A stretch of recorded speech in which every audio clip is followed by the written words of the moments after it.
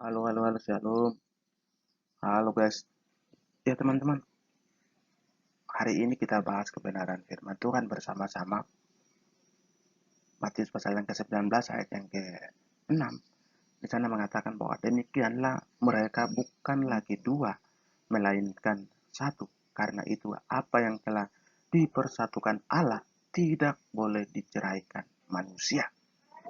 Teman-teman yang saya kasih di dalam nama Tuhan Yesus Kristus, masalah pernikahan ya. Nikahi, tema kita adalah nikahi yang kita kasihi dan kasihi yang kita nikahi. Sekali lagi, nikahi yang kita kasihi dan kasihi yang kita nikahi. Teman-teman, cinta itu lebih dan sekedar perasaan, tetapi merupakan suatu keputusan yang kita ambil dalam cinta kita. Dan pasangan saling menyanjung, bercakap, mendengar, menguatkan, menghibur, mengampuni, menghargai, menghormati, dan menjaga dalam suatu hubungan pernikahan.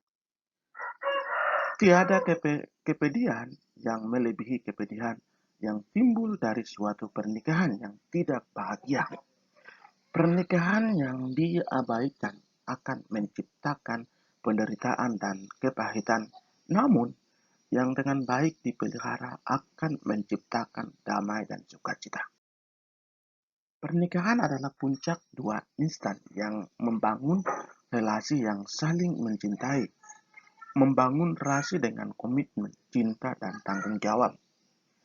Yang membedakan pernikahan Kristen dan pernikahan di luar Kristen adalah melibatkan Tuhan di dalamnya. Ingat, pernikahan bukan disatukan karena kecocokan atau karena cinta, sebab suatu saat bisa tidak cocok lagi dan cinta bisa luntur dan pudar. Pernikahan yang baik membutuhkan keteguhan hati untuk menikah sehidup semati. Matius 19 ayat 6, demikianlah mereka bukan lagi dua, melainkan satu. Karena itu apa yang telah dipersatukan Allah tidak boleh diceraikan manusia. Kejadian pasal yang kedua, ayat yang ke-21 sampai 24 mengatakan bahwa lalu Tuhan Allah membuat manusia itu tidur nyenyak. Ketika ia tidur, Tuhan Allah mengambil salah satu rusuk daripadanya, lalu menutup tempat itu dengan daging, dan dari rusuk yang diambil Tuhan Allah dari manusia itu dibangun nyala seorang perempuan, lalu dibawanya kepada manusia itu. Lalu berkatalah manusia itu, inilah dia tulang dari tulangku dan daging dari dagingku.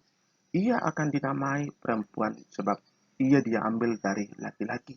Sebab itu seorang laki-laki akan meninggalkan ayahnya dan ibunya dan bersatu dengan istrinya, sehingga keduanya menjadi satu daging. Pernikahan diperkasai oleh Tuhan sendiri. Kejadian pasal 2 ayat yang ke-22, Kejadian pasal yang kedua 21 sampai 22. Lalu Tuhan Allah membuat manusia itu tidur nyenyak. Ketika ia tidur, Tuhan Allah mengambil salah satu rusuk daripadanya, lalu menutup tempat itu dengan daging.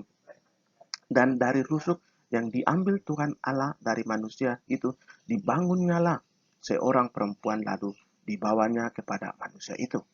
Oleh karena itu, mulai sejak awal kita berkenalan harus sudah melibatkan Tuhan. Artinya dibawa dalam pergumulan doa, sebab tanpa Tuhan kita akan gagal. Pernikahan diperkasai oleh Tuhan sendiri. Amsal pasal yang ke-16 ayat yang ketiga. Percayakanlah kepada Tuhan semua perancanganmu, semua rencanamu, maka kau akan berhasil melaksanakannya. Contoh, ketika Eliezer hambanya, Abraham ingin menceritakan jodoh buat Ishak. Kejadian pasal yang ke-24 ayat yang ke-12. Lalu berkatalah ia, Tuhan Allah Tuanku Abraham, buatlah kiranya tercapai tujuanku pada hari ini. Tunjukkanlah kasih setiamu kepada Tuanku Abraham. Mazmur 127 ayat 1 sampai 2 mengatakan bahwa nyanyian siara Salomo Jikalau bukan Tuhan yang membangun rumah, sia-sialah usaha orang yang membangunnya. Hasilnya terbukti bahwa Ishaklah nenek moyang Israel yang pernikahannya monogami, dia puas hanya dengan satu istri saja. Ishak adalah orang yang setia dalam janji pernikahannya. Ishak mengasihi Ribka sampai maut memisahkan mereka. Ishak tidak pernah mau tergoda perempuan lain. Ishak mencurahkan kasih dan perhatiannya hanya kepada istrinya. Yang kedua adalah pernikahan difondasi atas dasar kasih. Kejadian 2 ayat yang ke-23. Lalu berkatalah manusia itu, inilah dia tulang dari tulangku dan daging dari dagingku. Ia akan dinamai perempuan sebab ia diambil dari laki-laki. Kalau hanya berdasar cinta saja tidak cukup, sebab dari kita mencintai harus menjadi kita mengasihi, karena Alkitab berkata, dan di atas semuanya itu kenakanlah kasih sebagai pengikat yang mempersatukan dan menyempurnakan. Kolose 3 ayat yang ke-14. Kita bisa memberi tanpa mengasihi, tetapi kita tidak bisa mengasihi tanpa memberi. Mengirakan untuk hidup bersama dengan seorang sungguh merupakan suatu tindakan iman yang membutuhkan keyakinan dan mujizat. Kita harus yakin bahwa pasangan kita adalah yang Tuhan peruntukkan untuk kita hidup bersamanya, menjadi suami istri. Efesus pasal 5 ayat yang ke-33. Bagaimanapun juga bagi kamu masing-masing berlaku, kasihilah istrimu seperti dirimu sendiri, dan istri hendaklah menghormati suaminya. Dalam bukunya Nancy D. S. Armstrong, Day, agar kisah hidupnya yang menyakitkan tidak dialami orang lain, buku tersebut menyarankan ada 6 cara untuk membangun semacam pagar untuk melindungi pernikahan dan menolong tercapainya suatu pernikahan yang bahagia. Itu pertama, mendengar, milikinya telinga yang mau mendengarkan pasangannya Anda. Kedua, bangunlah pasangan Anda dengan memusatkan perhatian pada sifat-sifat dirinya yang positif. Yang ketiga, kencana ceritakanlah pernikahan Anda dengan canda, tawa, dan menikmati waktu kebersamaan. Keempat, waspada, ciptakanlah rasa aman dengan membuat batasan-batasan yang jelas. Yang kelima, belajar kenalilah pasangan Anda supaya Anda dapat sungguh-sungguh memahami dirinya. Yang keenam,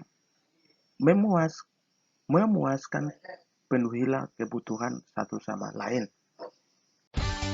Ketiga, pernikahan dimulai dengan kemandirian. Kejadian 2 ayat 24. Sebab itu seorang laki-laki akan meninggalkan ayahnya dan ibunya dan bersatu dengan istrinya, sehingga keduanya menjadi satu lagi. Meninggalkan orang tua maksudnya supaya dapat hidup mandiri. Arti rohaninya suami dan istri keluar dari keduniawian, mengubah hidupnya sekarang, lebih mengutamakan keluarga ketimbang kesenangan pribadi. Kalau sudah menikmati nasi tidak berubah, pasti akan problem.